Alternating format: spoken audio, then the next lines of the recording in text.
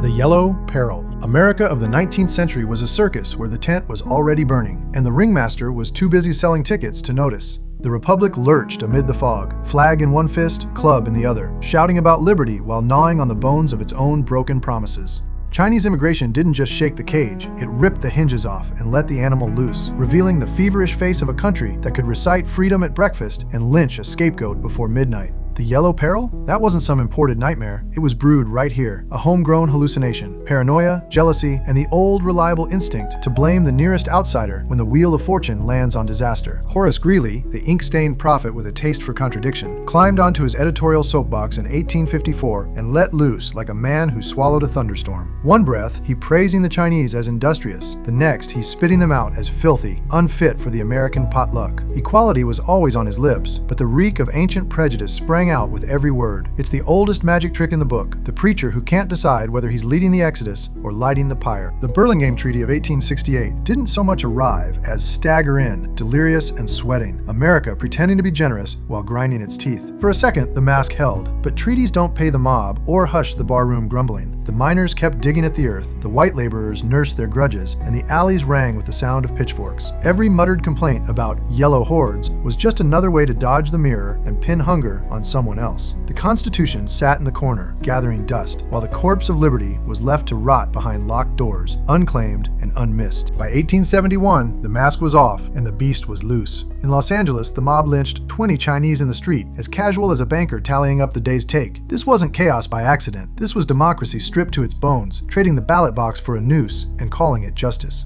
Then Dennis Kearney lurched into view, bullhorn in hand, bellowing, "The Chinese must go!" from every broken crate he could climb. He was the anthem of mob rule, proof that all the sacred parchment in the world turns to confetti the moment the torches catch and envy takes hold. The mob didn't stay in the alleys. It marched straight into Congress and carved its own commandments into the marble. The Page Act of 1875 slammed the gates on Chinese women, all under the banner of protecting America's delicate virtue. By 1882, the Chinese Exclusion Act turned skin color into a crime. The first time Uncle Sam remained on the square and declared an entire people unwelcome. Liberty wasn't just knocked over, it was mugged in the open by the very guards meant to defend it. The mid-1880s were a hallucination of blood and cinders.